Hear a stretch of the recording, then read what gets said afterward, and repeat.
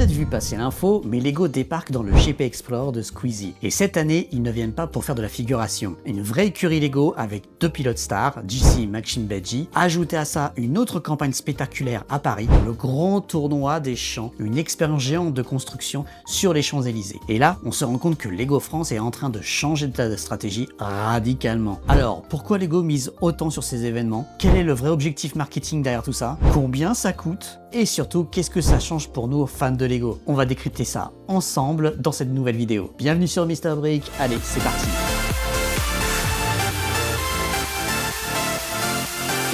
Alors, salut à tous, c'est Mr Brick, j'espère que vous allez bien. Ouais, vous l'avez compris, on va faire une toute nouvelle série de vidéos où cette fois, je vais prendre le temps de faire une sorte de mini-analyse marketing de la part de mon humble expérience dans le marketing sur la marque Lego. Et j'avais envie de prendre cette thématique parce que quand même, Lego a enchaîné des annonces coup sur coup qui sont quand même assez intéressantes puisqu'on va parler de leur partenariat avec le GP Explorer qui est l'événement massif pour tous les fans de Formule 4 et de Formule 1 en général qui est fait par Squeezie. Et aussi, Lego a décidé de carrément privatiser les Champs-Élysées pour faire un autre événement qui aura lieu fin septembre. Ce qui veut dire que coup sur coup, fin septembre avec les champs et début octobre avec le GP, Lego en France enchaîne 2 énormes champs de communication pour eux. Et on n'avait pas vu ça depuis Mathusalem, si on compte pas, on va dire, les campagnes un peu plus classiques de TV, affichage, etc. Et donc du coup, j'avais envie de vous analyser ça, de vous donner un petit peu mon avis et mon analyse, mon expertise et là-dessus. Surtout, n'hésitez pas à me dire si ça vous intéresse, si vous aimez ce genre de format et si vous voulez que j'attaque d'autres sujets, d'autres angles sur le marketing de Lego overall, hein, ça peut être pas forcément que la France, mais ça aussi mondialement, parce que Lego mondialement fait pas mal de choses. Depuis quelques semaines, au moment où j'enregistre cette vidéo, Lego a annoncé sa présence au GP Explorer 3 The Last Race, l'événement auto d'influenceurs créé par Squeezie. Mais cette année, ils ne sont pas juste partenaires, ils sponsorisent une vraie écurie aux couleurs Lego. On retrouve donc JC, créateur ultra suivi sur YouTube, TikTok et Insta, ancien participant du GP Explorer, et Maxime Badji qu'on ne présente plus côté Twitch, connu pour son ton décalé et ses fans fidèles. On va dire que déjà ce sont 2 influenceurs qui ont de très fortes communautés qui ont vraiment le vent en poupe. Ensemble donc ils vont porter les couleurs de Lego sur la grille de départ avec un branding complet, visible sur la voiture, les combinaisons, les contenus autour. Mais pourquoi Lego fait ça? C'est, je crois, corrigez-moi si je me trompe, mais l'événement influenceur le plus poussé que Lego n'ait jamais fait. Parce que historiquement, oui, ils ont fait des partenariats Lego, mais c'était vraiment très sporadique. Soit c'était juste des sets qu'ils offraient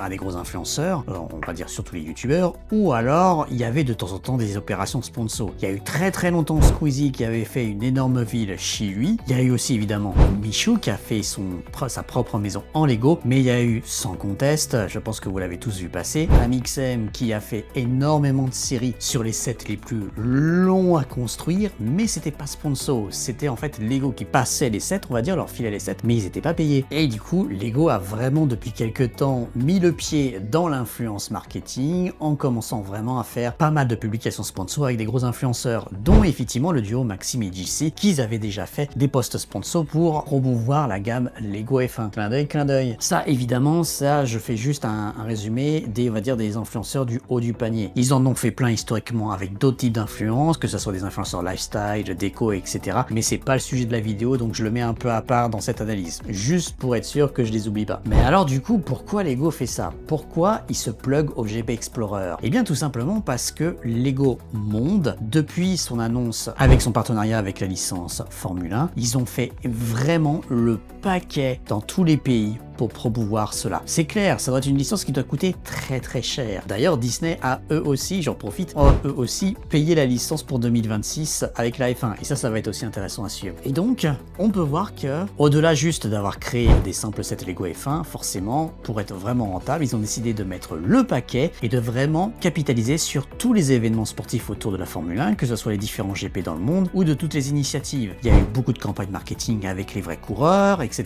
Et il y a eu effectivement beaucoup d'événements sur place ou en digital autour des GP. Le summum, je pense, de ce qu'ils ont fait, c'est le fameux GP de Miami, il y a quelques semaines / mois, selon, ça dépend de quand vous regardez cette vidéo, où ils ont vraiment matérialisé à échelle 1-1 toutes les voitures F1 des écuries officielles, mais qui était en plus opérationnel pour bouger. Certes, très très lentement, mais bouger. Et c'était incroyable parce qu'il y a eu un show avec tous les écuries, tous les champions de chaque écurie qui étaient représentés, qui étaient dans la voiture et qui ont fait une espèce de tour d'honneur assez drôle. Ça fait le tour du monde. Ce move était juste incroyable. Ça, évidemment, c'est le haut du panier pour l'instant. Mais ils se sont pas arrêtés là, puisqu'ils ont fait aussi beaucoup d'événements au GP de Montréal. Ils ont fait aussi le GP d'Angleterre très récemment. Ils ont même reproduit une coupe en forme Lego, une coupe d'or représentant les gagnants du GP, très très smart. Et ils ont aussi rentabilisé la série botanique en Angleterre avec des animations sur place. Et donc forcément, c'était une occasion unique pour l'équipe Marketing France de se dire, mais on a un événement incroyable en France, s'il vous plaît, Datmark, on va dire, s'il vous plaît, Headquarter, aidez-nous à faire cet événement parce que c'est unique, incroyable et c'est le dernier. Mais petit parallèle, vous pouvez vous dire, mais il y a eu le GP de Monaco, quoi, ils ont rien fait au GP de Monaco? Parce que oui, ils ont rien fait au GP de Monaco, ou en tout cas, je n'ai rien vu passer. Mais en faisant mes recherches, j'ai vraiment rien vu passer, dites-le moi d'ailleurs. Mais le GP de Monaco étant très particulier, je pense, c'est un univers très très luxueux, il y a beaucoup de... On va dire que c'est pas du tout la même ambiance, on est vraiment sur une sorte d'élitisme, j'ai envie de dire, au-delà de la qualité du circuit, de son aura, etc. Et je pense que Lego n'avait pas sa place là-bas et ça aurait été très compliqué. Et à mon avis, ça devait coûter une fortune pour juste avoir une petite loge ou un truc sur place. Et ça n'a pas dû être évident, je pense, dans les discussions internes, de se dire, on va dire, à la maison mère, quoi, vous voulez pas faire GP de Monaco, mais vous nous proposez de faire, on va dire, un championnat de Formule 4 qu'on n'a jamais entendu parler, via par des influenceurs. Franchement, au début, j'aurais aimé être une petite souris, mais les discussions ont dû être très très drôles. Drôles, mais pas facile, je pense, au début pour convaincre. Mais en tout cas, à mon avis, l'équipe Marketing France a réussi à convaincre la maison mère, puisque Lego est donc sponsor d'une écurie du fameux circuit du GP Explorer, qui est la dernière version. C'est un show digital, c'est beaucoup de storytelling, c'est des millions de vues sur Twitch et YouTube, et en plus, cette année, c'est diffusé sur France TV. C'est l'intention des 15-35 là où ils sont. C'est vraiment l'événement de l'année en influence, de manière au niveau du top des événements. Donc oui, c'était le move à faire et l'équipe France a réussi à avoir le budget, et on va en parler, et à convaincre, je pense, sa maison mère pour le faire. Et ça, déjà, chapeau bas. En 2024, Lego s'adressait encore surtout aux familles, aux enfants et aux fans adultes pour des canaux classiques. Mais en 2025, on entre dans une nouvelle ère, une stratégie plus pop culture, plus événementielle, plus connectée à la Gen Z. Comme je l'ai dit, ce move s'inscrit dans une logique mondiale. Depuis 2022, Lego multiplie les partenariats autour de la Formule 1. On le sait, il y a des sets techniques, McLaren F1, Ferrari 812, Pit Champions, des campagnes sur les circuits F1 avec du branding Lego sur place, et même des sets Duplo autour des voitures de course pour les plus jeunes. En gros, Lego utilise l'univers automobile pour connecter toutes ses gammes, tous ses publics. Les enfants rêvent de voitures, les adultes collectionnent les modèles, les ados regardent Twitch et les GP. Et Lego est présent à chaque étape. En France, le GP Explorer est l'opportunité donc parfaite pour déployer cette stratégie Formule 1, mais avec un format local, jeune, digital first. Maintenant, que peut-on attendre de la part de Lego pour ce GP? Et oui, ça va être ma petite analyse en mode je regarde dans ma boule de cristal. Je me base vraiment sur mon expérience personnelle et ce que j'ai vu sur les autres marques. Parce que le GP a son petit challenge mine de rien. C'est qu'il y a énormément de marques qui sont partenaires, que ce soit partenaires de l'événement, comme Samsung qui est partout, comme l'année dernière, ou alors des partenaires écuries, ce dont fait partie Lego, mais plein d'autres marques, comme Alpine par exemple, qui a su se démarquer à l'année dernière, Samsung encore une fois, avec le duo SCH, mais aussi des marques plus confidentielles, comme Crunchyroll, Subway, et aussi une nouvelle grosse marque qui va rentrer en jeu en termes de guerre de visibilité, Netflix qui sponsorise l'écurie numéro 1, donc Squeezie et Amine. Alors déjà, Lego a un certain avantage, c'est que c'est une marque qui va être à un événement où on ne l'attend pas. Du coup, naturellement, on parle beaucoup plus d'elle que d'autres marques un peu plus confidentielles ou habituelles. On parle beaucoup moins de Gourde parce que c'est moins sexy, ou alors de Subway, ou alors de Crunchyroll parce que c'est des marques un peu, on va dire, voilà, les gens connaissent, mais on n'est pas là en mode waouh, incroyable. Là où des marques comme Netflix qui sortent de nulle part, qui sont connues pour avoir un langage marketing très très agressif, on va dire, et une part de voix très importante, Lego c'est pareil. Lego a fait du bruit et ça a été un peu la surprise. Tout le monde aime Lego. La capitale sympathie est tellement là que déjà, naturellement, ça va fonctionner et on est sûr que peu importe ce qu'ils font, ça va faire partie des marques qui sont en haut du panier. Alors il y a toujours le risque que le jour J, évidemment, le duo Maxime et JC, on le souhaite pas évidemment, ait un accident de parcours dès le début de la course, comme Maxime Badji l'année dernière qui est sorti directement au tout début et que du coup, ça perd la visibilité totale de Lego. Mais bon, c'est quand même un scénario catastrophe qui est très peu probable d'arriver. En revanche, il n'y a pas que la visibilité sur place, mais il y a tout ce qui va être autour, que ça soit avant l'événement, pendant et après. Et ça se passe comment? Ça se passe déjà avec, et ils ont déjà commencé à le faire, avec la prise de parole donc de JC Maxi BJ, donc les influenceurs, à travers soit des posts sponsorisés, soit peut-être des vlogs ou des vidéos qui vont arriver, etc. Où on verra au fur et à mesure. Pour l'instant, c'est pas encore dévoilé au moment où j'enregistre la vidéo, on va dire leur tenue avec les combinaisons. On a vu que la voiture, qui est d'ailleurs dans un design très classique Lego, un peu old school des années 90, ça je trouve ça assez rigolo. Mais en tout cas, déjà en termes de design, c'est sûr qu'elle va se démarquer et qu'on va la voir. Donc ça, c'est bien pensé. Mais il y a aussi tout ce qu'ils vont pouvoir faire en plus sur place. Déjà, comme c'est un show immense qui va être sur 2 jours cette année au lieu d'un, il y a un truc qui serait incroyable, c'est qu'ils arrivent, s'ils réussissent à le faire, à ramener les voitures qu'ils ont eues au GP de Miami. Ça serait incroyable. En mode showcase où tu as tous les influenceurs dans chacune des voitures qui font le tour du circuit Le Mans en mode show dans la journée. Ça, s'ils arrivent à faire ça, ça serait le move qui écrase tout et tout le monde retiendra que ça.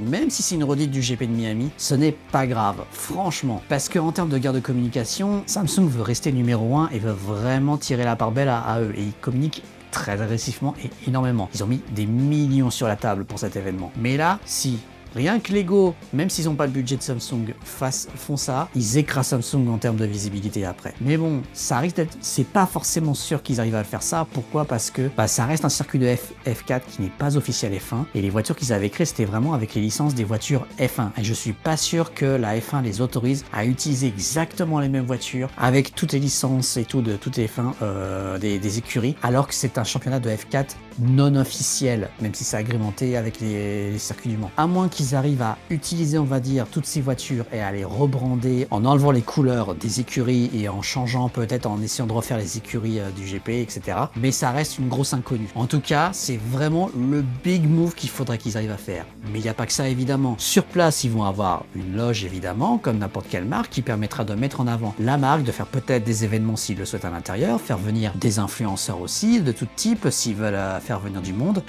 Clin d'œil, ça serait bien que vous fassiez un truc avec les fancore Lego France, il serait temps. En tout cas, c'est l'événement, en tout cas, pour embrasser vraiment toutes les catégories d'influenceurs que vous voulez toucher. Je sais que vous adorez vos lifestyles. Ouais, je passe mon message là. Je sais que vous adorez les lifestyles, les mamans, tous les types de profils, mais ça serait bien du coup d'inviter un petit crew, on va dire, d'influenceurs français corps à folle. Surtout que maintenant, il y en a vraiment des biens et je ne me cite pas dedans. Donc franchement, ça serait l'occasion idéale pour faire vraiment du contenu sur place hyper chambé. Puis il n'y a pas que ça, il y a aussi l'énorme village, comme un événement spécial dans Le Mans. Si vous suivez, on va dire, l'annonce de Café Squeezie, il va y avoir plein d'animations dans le village. Donc est-ce qu'ils vont avoir un stand sur place, énorme ou pas? Ça c'est la bonne question. Est-ce qu'ils vont avoir une boutique où ils vont vendre des gammes F1? Ça serait vraiment l'occasion vu le monde qu'il y a. Est-ce qu'ils vont peut-être mettre en devanture plutôt une énorme voiture pareille s'ils n'arrivent pas à en avoir sur place? Est-ce qu'ils vont mettre une grosse voiture Lego en tout cas en exposition? Ça c'est la grosse inconnue, mais c'est aussi l'autre énorme opportunité. Et puis après, évidemment, c'est tout ce que les contenus réseaux sociaux Lego officiels vont créer sur place en termes de vidéos, en termes de suivi, de live tweet, etc.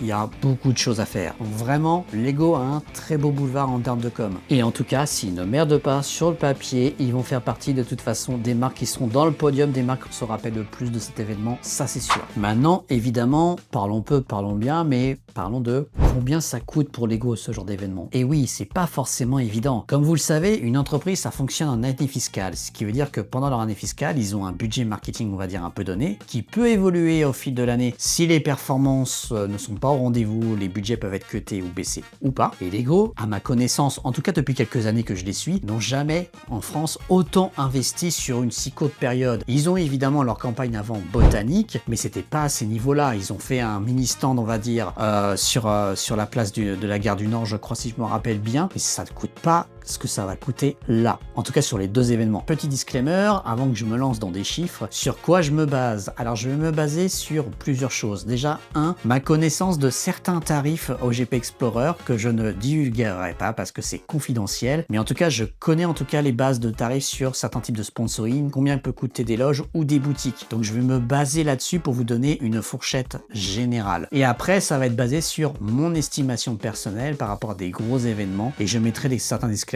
sur des choses qui sont plus ou moins sûres pour moi ou d'autres qui sont vraiment beaucoup plus, on va dire, un peu comme ça, parce qu'il y a des choses qui sont un peu difficiles quand même à estimer quand on n'a pas l'habitude et qu'on ne connaît pas. Alors déjà, il y a différents types de coûts, il faut le savoir. Il y a le sponsoring de l'écurie en tant que tel, qui est, on va dire, le ticket d'entrée. Ils sont sponsoring ce qu'on appelle principal, et ça, c'est un chiffre que je ne peux pas donner directement, mais on se regarde de côté puisque je le connais. Donc ça veut dire c'est la voiture à leur couleur, les deux pilotes, donc Maxime Biaggi et JC, avec la visibilité sur les casques, on va dire, toutes les combinaisons, etc. Donc vraiment l'écurie en tant que telle. Et c'est bien sûr potentiellement en plus des prises de voix de JC et de Maxime Biaggi qui sont ça en plus du côté, c'est des budgets supplémentaires pour créer comme n'importe quelle campagne d'influence. Bah voilà, j'aimerais que tu fasses un Reels qui parle de ça, ou une vidéo TikTok, ou un set de plusieurs stories, etc. Et ça, en général, c'est plutôt les tarifs négociés des deux influenceurs, JC et Maxime Biaggi. Je ne les connais pas directement, mais en tout cas, on va faire quelques estimations, puisque je connais plus ou moins les tarifs des influenceurs similaires avec le même nombre d'abonnés. Comme j'en ai parlé plus tôt, il y a l'activation sur place à Le Mans, c'est-à-dire est-ce que Lego va déployer un stand? Alors, est-ce qu'ils vont jouer petits joueurs avec un petit stand, on va dire générique, sur lequel ils ont droit avec le partenariat, ou est-ce qu'ils vont vouloir avoir un énorme stand comme a fait Samsung l'année dernière, où il y avait carrément plein de pods pour jouer de jeux et tout. Ils ont vraiment mis en avant toute leur gamme chez Samsung Tech, pas que les téléphones. Ça, c'est la grosse question. Donc du coup, ça va être une fourchette plus ou moins petite et grosse. Et bien sûr, après, comme je l'ai dit, donc il y a la création de contenu et potentiellement l'amplification média. Alors qu'est-ce que c'est l'amplification média? Bah, c'est tout simplement le budget média que met en plus Lego, c'est-à-dire les posts sponsorisés, que ça soit sur Instagram, sur TikTok, etc., soit sur les comptes de Lego, ou soit s'ils décident de sponsoriser des posts de JC, de Maxime Biaggi, pour ne pas les citer encore une fois. En plus de ça, évidemment, il y a tout ce qu'on appelle les à côté, les espèces de frais tech, c'est-à-dire les équipes que tu fais venir sur place, que ça soit les hôtesses si tu as des stands, la loge, il faut l'habiller, donc ça coûte du meuble. Si tu veux avoir, on va dire, des cuisiniers ou on va dire des services à côté, si tu rajoutes évidemment le staff Lego que tu fais venir, les déplacements, les hôtels, et bien sûr, si tu invites des journalistes ou des influenceurs de ton côté pour leur faire vivre vraiment l'expérience 100% GP Explorer. Ça aussi, ça peut coûter un petit peu. Après, tu as tout ce qui est production, c'est-à-dire si tu fais venir des vidéastes, des caméramans, des photographes pour filmer l'événement, pour suivre ça et créer des contenus sur la chaîne, ça aussi ça coûte. Et toute ta prod interne qui en découle, évidemment. Comme je vous l'ai dit, je vais pas rentrer dans les détails parce que ça serait tricher, je connais certains tarifs et je préfère les garder parce que je pense qu'ils sont confidentiels, donc je ne préfère pas les divulguer, mais en gros, le total, rien que pour ça, on va dire, donc l'espèce de big pictures qui reprend un peu tout, on s'attelle pas loin du 1 million d'euros. Oui, c'est 1 million d'euros de budget, toute cette histoire. Ça, je vous la fais quand même un petit peu à la louche. On va dire, peut y avoir une différence, ça peut être à 100 000 euros, 200 000 euros près. Voilà, je vous le dis. Ça peut être, s'ils font des économies, peut-être 800 000, ou ça peut taper même plus. L'un des postes qui coûte le plus cher, évidemment, c'est, on va dire, ce qu'ils veulent faire sur place en termes de stand. Ça, c'est sûr. Comme je l'ai dit, s'ils font un truc énorme, big, qui peut coûter très cher, ou alors si c'est juste un tout petit stand, type le fleuriste qui ramène sur place. Vraiment, ça va dépendre vraiment de ça et ça peut varier énormément. Ça peut coûter entre 80K euros jusqu'à 80 000, 500 000, ça dépend ce qu'ils font. Évidemment, c'est très large, mais en même temps, il peut y avoir vraiment tout type de stand avec plein de trucs à l'intérieur. Et comme je l'ai dit, la production de contenu, les posts des réseaux sociaux, les posts qui payent à Maxime Biaggi, à JC, ça peut varier, mais ça peut coûter quand même un certain billet. Ce genre d'influenceur, il faut le savoir, un set de stories, ça peut aller jusqu'à 25K, 25 000 euros, oui, ou des posts statiques, type Reels, etc. Ça peut aller même beaucoup plus. Je reste volontairement très vague quand même. Et évidemment, il peut y avoir des deals, c'est-à-dire pour faire des économies, c'est-à-dire je te prends ça. À l'unité, ça coûterait tant, mais comme je te prends un énorme package de ça, fais-moi une petite ristourne ou un truc qui fait fais-moi un beau package. Il y a des négos quand même qui sont faits, etc. Comme ils ont l'air de faire aussi un partenariat plus ou moins sur long terme avec Maxime Biaggi d'ici, peut-être qu'ils ont négocié au final un certain tarif un peu de gros, vu qu'ils font beaucoup de contenu ensemble. À cela donc se rajoute, on va dire, les à côté un peu, ce qu'on appelle un peu waouh, comme je l'ai dit, c'est-à-dire faire venir les gens sur place, etc. Ça peut rajouter. Et bien sûr, l'histoire là, c'est le truc que je suis incapable vraiment de l'estimer, c'est par exemple les fameuses grosses voitures F1 du GP de Miami, s'ils les font venir, parce que là, on sait pas si elles sont stockées ou si elles ont été déconstruites, mais s'ils les font venir de quelque part, que ce soit aux États-Unis ou en Europe, si elles sont en Europe, ça doit coûter de l'argent à balle, je pense, en termes de transport et surtout en termes d'entretien, le staff qui est derrière pour les faire venir, vu qu'apparemment c'est motorisé. Ça, je suis incapable de l'estimer, je vais pas vous mentir. J'en ai aucune idée, mais à mon avis, ça doit coûter foutrement cher. Donc à mon avis, en faisant vraiment fourchette très haute, le total estimé, je pense de cette histoire, si tous les voyants sont au vert, qui font des énormes stands, qui ramènent les voitures sur place pour faire une animation, qui ramènent tout le monde, etc. On va dire s'ils cochent toutes les cases, il est très facile que cette histoire de GP, ça doit leur coûter entre 1 million, 1 million 2, voire 1 million 5 d'euros. Ça peut paraître un montant totalement ubuesque et énorme. Oui, c'est vrai, c'est un sacré budget. Mais il faut savoir que ce n'est pas qu'une dépense, c'est un investissement en branding. Et du coup, c'est pas pareil, la valeur est différente. Car Lego ne cherche pas à vendre un set de F1 à travers ça directement. Il cherche à repositionner la marque dans l'esprit de toute une nouvelle génération. Et ça, c'est une valeur qui est inestimable. Et que s'ils font bien les choses, et bien du coup, ça sera largement plus rentable qu'une campagne TV ou plusieurs vagues de campagnes TV à l'année au même montant. Oui, parce que les campagnes TV, figurez-vous, ça coûte très très cher. Et ça peut très vite aller sur le million à l'année. Mais avant d'aller plus loin, n'hésite pas à me laisser un petit commentaire et à me dire ce que tu penses de ces deux événements. Ça m'intéresse. On pourra débattre et échanger. Est-ce que tu trouves ça incroyable ou est-ce que tu t'en fous complètement? En tout cas, merci beaucoup d'avance et allez, on continue. Mais c'est pas tout puisque Breaking News, Lego a annoncé tout récemment le grand tournoi des champs, une autre phase de sa stratégie. Et là aussi, pour moi, ça a été une énorme surprise. Cette année, je sais pas ce qui leur arrive chez Lego France, mais ils ont décidé de mettre les pétarades au maximum et de se dire, ça y est, comme la dernière saison d'une série, la saison finale, ils se disent, on donne tout. Là, ça y est, cette année, on donne tout. Je sais pas si c'est le directeur marketing qui a décidé de se dire, c'est ma dernière et je balance tout. J'en ai aucune idée. Mais cette année, les Lego en investissement, j'ai jamais vu ça. C'est ça qui est d'ailleurs très, j'essaierai de me renseigner un peu plus et de peut-être travailler les futurs bilans des années fiscaux de Lego pour comprendre un peu ça. Mais alors là, on passe c'est pas juste en mode croissance, on va dire un peu constant des investissements et des OP qu'ils font, mais là on passe de faire quelque chose d'un peu plus classique, un peu plus smooth et avec des trucs un peu cool comme le fleurisme, mais sans plus, à d'un seul coup à un truc qui est totalement...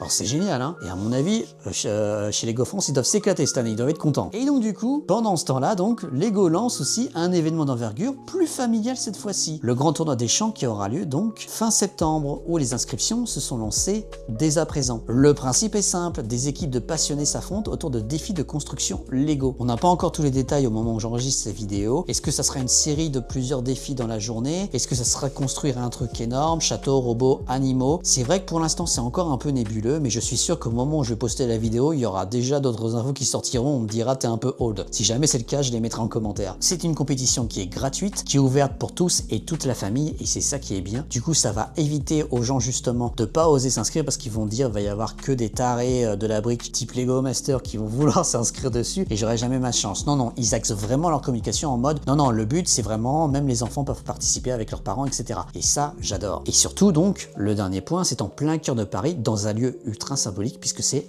l'avenue des Champs-Élysées. Alors oui, si vous suivez un petit peu certains événements de plein de marques, ça peut vous rappeler un autre événement récent qui a lieu sur les Champs-Élysées avec le lancement de la saison 2 de Squid Game par Netflix puisqu'ils ont aussi privatisé récemment les Champs-Élysées, retransmis en stream où ils ont fait un 1, 2, 3 soleil géant. Alors certes, on va pas se mentir, les deux événements sont assez rapprochés en termes de temporalité, on s'en souvient très facilement, en tout cas si on est attentif à ce genre de choses, même si c'est pas du tout le même ciblage, mais ça peut du coup donner à Lego, vous avez pas été très original, vous avez vu ce qu'a fait Netflix, vous faites pareil. Mais en vrai, pour moi, il y a du pour, il y a du bon et il y a du moins bon. Certes, effectivement, ils ont pas la carte de l'ultra nouveauté, l'ultra originalité en mode waouh, on n'avait jamais fait ça, c'est un truc de dingue. Certes. Cependant, à ma connaissance, ça faisait longtemps qu'il n'y avait pas eu des événements comme ça à la suite. Lego passe donc deuxième depuis un certain temps, c'est pas trop grave. L'avenue des Champs-Élysées reste une avenue mythique et combinée avec Lego en faisant vraiment une énorme compétition sur toute l'avenue, ça reste ultra original mine de rien. Ça va être très symbolique, on pourra faire de très très belles images et c'est ça qui est intéressant en soi et je pense que ça va même marquer mondialement, ça fera le tour du monde c'est sûr. Pareil, j'ai essayé un petit peu de me renseigner pour voir si c'était issu peut-être d'une initiative plus globale ou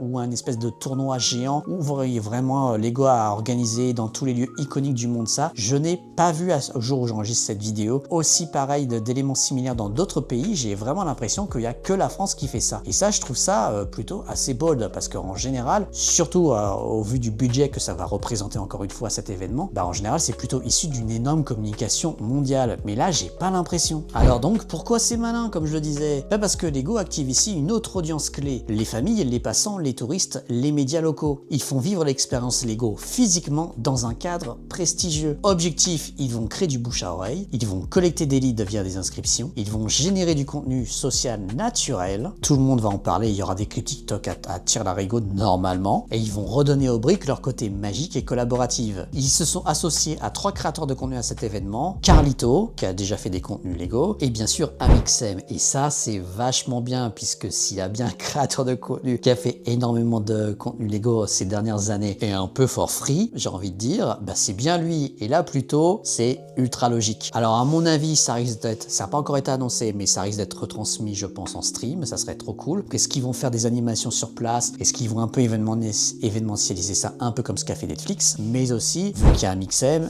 il a de grandes chances qu'il y a aussi une énorme vidéo YouTube qui soit faite de sa part. Ça, c'est sûr. Le petit challenge, par contre, il s'est retransmis en stream, c'est de pas faire la même erreur que Netflix. Mais oui, parce que Netflix l'avait diffusé, je crois, sur la chaîne de mémoire de Inoxtag. Mais en vrai, bah, en termes de rythme, c'était un petit peu bancal. Pourquoi? Parce que forcément, 1, 2, 3 soleils, t'as beaucoup de temps mort, etc. Et c'est pas forcément évident à retranscrire, mine de rien, en stream. Et du coup, beaucoup de gens avaient fait des retours en mode, ouais, ok, c'est marrant 5 minutes, mais en fait, c'est très vite chiant à regarder. Bah oui, parce que si tu ne vis pas sur place, je pense que ça doit pas être terrible à regarder. Et il va falloir qu'ils fassent pareil. S'ils veulent retransmettre en stream Lego, il va falloir qu'ils fassent hyper gaffe. Parce que si c'est pour filmer des gens pendant 5 heures qui sont juste en train de construire différents types, on va dire, de construction en briques en suivant le challenge un peu à Lego Master, bah en vrai, ça va être très très boring très vite. Pareil, ça va être en mode 10 minutes, voilà, avec des commentateurs à côté, voilà, alors vous en emmenez où, vous pensez quoi, machin, très vite, et après on verra à la fin les résultats. Franchement, quand t'es un spectateur, tu regardes ça 10 minutes et après tu zappes. Donc là, pareil, ça va être hyper intéressant de voir comment ils vont construire ça. Ou peut-être qu'ils feront pas de stream du tout. Et ça se défendrait s'ils fassent ça en disant non, on va faire que des vidéos à froid, vidéos YouTube, mais on fera pas de retransmission en live. Alors pareil, ce genre d'événement, combien ça coûte? Je vais pas vous mentir, je ne connais pas le coût de privatisation des Champs-Élysées. J'aimerais beaucoup, j'essaie de me renseigner, mais en général, il faut que tu aies des discussions avancées, on va dire, avec les organisateurs et les propriétaires, et j'avais pas envie de me lancer là-dedans pour leur dire juste non, vous inquiétez pas, c'est juste pour ma vidéo YouTube, mais faisons un devis quand même. Donc, c'est très difficile pour moi d'estimer, j'ai pas réussi à trouver des chiffres publics, mais en tout cas, entre location, logistique, animation, le jury, communication et potentiellement le média qu'il y aura derrière, que ça soit presse et aussi bien sûr les posts sponsorisés qu'ils vont faire derrière, on peut tabler, pareil, fourchette très large, entre 750 000 et 1,4 million d'euros d'investissement, de budget d'estime en tout cas. Ça risque d'être autour de cette fourchette-là. Oui. Donc ce qui veut dire que coup sur coup, Lego fin septembre, ils se louent les Champs-Élysées, quasiment 10 jours après, ils sont au GP Explorer, en dépensant dans une période très courte, presque jusqu'à 2 millions d'euros coup sur coup. C'est quand même un sacré budget. J'aurais trop aimé être une petite souris, imaginez, on va dire, les réunions marketing, quand déjà l'équipe France dise, alors voilà, on a une super idée, on aimerait faire ça, on aimerait faire ça, c'est 2 millions. Et après, dire ça au headquarter en Danemark, à Billund, en disant, bonjour, on a une super idée, nous, en France, on veut pas faire le GP de Monaco, on veut pas faire comme tout le monde, non, on va faire le GP d'un influenceur que vous connaissez pas, qui s'appelle Squeezie, mais qui est énorme en France. Et au fait, by the way, on aimerait privatiser les Champs-Élysées pour faire un défi de construction la semaine d'avant. On a juste besoin de 2 millions d'euros. Vous les avez ou pas? Alors, aucune idée si c'est du budget 100% français, mais en général, ce genre d'événement coûte tellement qu'en général, le headquarters, ce qu'on appelle, on va dire le QG Billund, chez eux de leur côté, en général, soutiennent les marchés dans ce genre d'initiative. Donc, il y a sûrement moyen que aussi Billund ait donné un peu de sa poche pour aider, on va dire, l'équipe Marketing France à ce qu'on appelle funded, c'est-à-dire budgétiser et couvrir tout ce genre d'événements. Alors, du coup, en termes de récap, si on fait un récap, ça fait que du coup, entre 2024 et 2025, Lego fait un move qui est vraiment ultra bold pour la France, qui n'avait pas fait depuis très longtemps. On passe d'une cible famille, parents, enfants, plutôt classique pour la cible, à Gen Z, fan Twitch, famille, touriste. On passe de pub TV, digital, enfants et magasins plutôt traditionnels pareil, à Twitch, YouTube, événements IRL. On est plutôt sur de l'éducation et de la tradition. On passe de cool, participatif et lifestyle. On passe de atelier boutique, vitrine à des courses, des défis live et un show immersif. On passe à un objectif de vendre des sets, qui reste toujours l'objectif de Lego, on va pas se mentir, à plutôt développer la marque et créer de l'attachement. Et on passe à plus ou moins des budgets, on va dire, estimés autour de 300 000 € par activation les années passées, comme par exemple Fleuriste, à maintenant entre 1 et 2 millions d'euros par campagne pour ça. Et là, évidemment, vous me direz, mais Alexandre, tu viens de dire qu'ils travaillent leur image de marque, mais Lego en a pas besoin. Lego est connu mondialement, tout le monde connaît Lego, il y a un capital de sympathie qui est très très fort. Certes, pour les corps fans, il y a toujours quelques irréductibles qui râlent un peu en disant ça commence à être cher, etc. Mais maintenant, ils touchent toutes les typologies d'adultes, de jeunes adultes, d'enfants ou de vieux comme moi, à travers les plantes, à travers les décos, à travers les jouets tradis, à travers Trends, toutes les gammes, etc. Donc ils ont vraiment pas besoin de dépenser autant d'argent pour juste travailler leur image. Eh bien, figurez-vous que ça peut paraître effectivement logique au premier abord, mais pas tant que ça. Ce que fait Lego en 2025, c'est plus que du marketing de produits, c'est du branding culturel. Ils ne se contentent plus de sortir des sets, ils créent des événements, des histoires, des émotions. Ils ne vendent plus juste des briques, ils vendent une expérience, un style de vie, une identité. Et surtout, ils parlent à toutes les générations en même temps. Aux enfants à travers les jeux, parents à travers les souvenirs, aux ados à travers le contenu pop et aux fans à travers les clins d'œil. Vous l'avez compris, ils veulent vraiment passer un next step et devenir vraiment la marque familiale ultime. Un peu comme ce qu'a fait Coca depuis toutes ces années qui était tellement assimilé par exemple à Noël, si vous vous rappelez. C'est un peu le même délire. Alors après, comment Lego détermine si leur événement a été rentable, s'ils ont bien fait d'investir? Et évidemment, c'est la grande question. En général, quand on fait des campagnes marketing un peu plus serrées, type le fleuriste botaniste, ou alors des campagnes avec des influenceurs, c'est assez facile. On regarde un petit peu l'évolution, ce qu'on appelle des ventes offline et online, des gammes ciblées par exemple, et pour voir s'il y a eu ce qu'on appelle une évolution, un lift, c'est-à-dire après on va dire quelques semaines après mon coup marketing, est-ce que vraiment j'ai une augmentation des ventes des fleurs botaniques, ou alors de la gamme F1 quand j'ai annoncé la gamme F1, etc., etc., ou alors quand j'ai posté un contenu sponsorisé avec un big influenceur, est-ce que j'ai eu une évolution, on va dire, soit sur mes clics, sur mes pages produits, etc., etc. Là, pour le coup, c'est différent, puisque là, on est sur un événement massif en termes de com, donc ce sera très compliqué à monitorer. Bien sûr, ils vont regarder l'évolution des ventes dans les prochains mois, entre septembre et décembre, ça c'est une évidence. Mais ils vont pas faire que ça, il y aura forcément, on va dire, des communications un peu plus standards. Vous savez, si vous êtes beaucoup sur les réseaux sociaux, vous voyez beaucoup leurs posts plus classiques, un peu ce qu'on appelle e-commerce, où ils proposent des produits, vous êtes ciblé parce que vous avez visité tel ou tel site, soit sur Smithtoy, soit sur Amazon, soit sur lego.com, et vous êtes ce qu'on appelle retargeté, et vous avez le petit post avec le petit jouet que vous avez ciblé, où ils vous retouchent en disant, voilà, machin, X euros, vous pouvez le toucher. Ça, c'est ce qu'on appelle des campagnes médias classiques, et ça, à mon avis, ils risqueront pas d'arrêter. Mais à mon avis, ils vont voir déjà ce truc-là. Bien sûr, ils vont aussi évoluer la part de voix, ce qu'on appelle, c'est-à-dire, comment on a parlé de Lego sur ce timing. Ils vont, je pense, évidemment s'associer à pas mal de sociétés spécialisées en études type Nielsen ou Kantar, etc. pour permettre évidemment de monitorer, je pense, on va dire, leur brand perception, c'est-à-dire vraiment où on a parlé d'eux et comment. Et bien sûr, après, ils vont étudier l'analyse, on va dire, de leur audience, à savoir est-ce qu'ils ont réussi à faire leur fameuse transformation et à aller au-delà et à toucher vraiment les personnes qui restaient, qui voulaient qu'ils touchent. Alors, mon avis, est-ce que c'est risqué? Pas vraiment, non. Que ce soit le GP ou l'événement sur les champs, je pense que le concept et rien que sur le papier, ça va fonctionner tout seul, il n'y a aucun problème. Est-ce que c'est beaucoup d'investissement par contre? Oui, c'est certain. Est-ce que c'est too much? C'est difficile à dire puisque je ne suis pas dans le secret des dieux, je ne connais pas leur budget marketing. Donc je ne saurais vous dire, c'est-à-dire en termes de balance, est-ce que effectivement ils ont décidé de changer tout leur investissement et de se focus sur ces événements en enlevant beaucoup de postes de dépenses? Ça, c'est la big question et je serais très curieux de savoir. Est-ce que ça sera rentable? Bah, c'est toujours pareil, ça dépend où Lego va regarder en termes de chiffres, qu'est-ce qui va être important pour eux, est-ce que c'est les ventes qui vont être importantes, est-ce que ça va être plutôt la part de voix sur les réseaux sociaux, est-ce que ça va être un mix de tout ça? Ça aussi c'est la big question. Est-ce qu'ils ont raison de le faire? Bien sûr, évidemment, et on va pas s'en plaindre parce que c'est rare que Lego France en tout cas fasse autant d'activités comme cela. Loin de moi l'envie de dénigrer l'année dernière le fleuriste et aussi la péniche, qui étaient quand même de très très belles idées. Je dirais peut-être que le seul truc que je trouve un petit peu étonnant, c'est que ces deux événements qui sont très massifs sont vraiment dans un timeline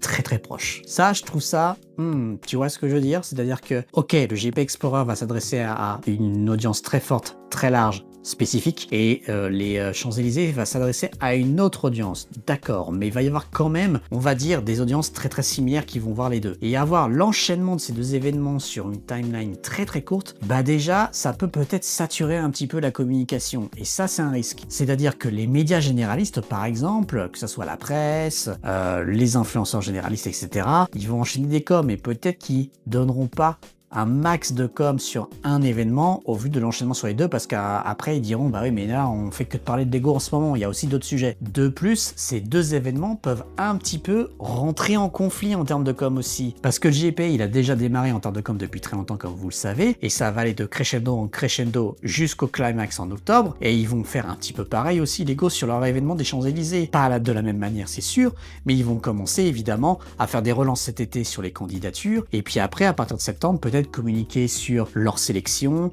qui va participer, et teaser un petit peu ce qui va aller sur place, etc. Et du coup, ils vont monter aussi en crescendo en septembre.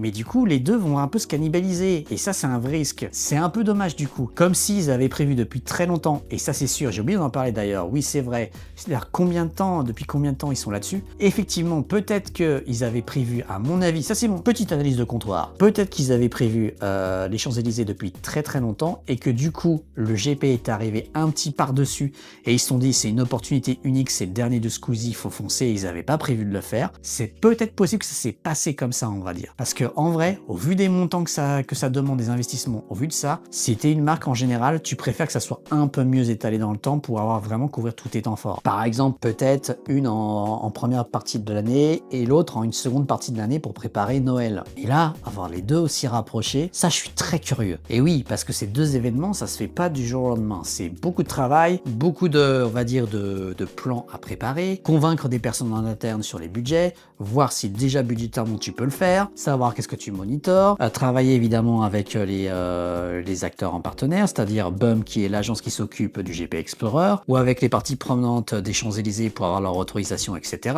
Évidemment faire valider tout ça à Biloun, je suppose, et après construire tout ça, travailler les plans avec les agences, convaincre les influenceurs de participer, finaliser les budgets, les deals, etc. Donc ouais, c'est un sacré taf. On dirait pas comme ça. Donc forcément, que ça soit le GP ou alors les Champs-Élysées, c'est plusieurs mois de boulot bien en amont. Donc à mon avis, ils doivent être dessus depuis janvier au plus tôt, voire fin d'année dernière. Et du coup, toi, t'en penses quoi? Est-ce que tu trouves que c'est une stratégie brillante ou risquée? Est-ce que tu préfères les événements comme le grand tournoi ou le côté ultra pop culturel du GP Explorer? Après, c'est pas pareil, attention. Et si cette vidéo t'a appris un truc, ou si tu veux qu'on continue à décrypter les campagnes Lego ensemble, n'hésite pas à me laisser un petit like, à t'abonner et à partager cette vidéo avec quelqu'un qui aime autant Lego que le GP Explorer ou les événements sur les Champs-Élysées. Ah, évidemment, c'est la première peut-être d'une longue série, je sais pas, j'ai voulu me lancer un petit peu là-dedans en parlant un petit peu plus le côté marketing de Lego. J'ai voulu exprès rester un petit peu en surface, pas trop rentrer dans l'ultra suranalyse, pas non plus que ça soit un peu rompiche cette vidéo. Donc c'est vraiment un petit peu, voilà,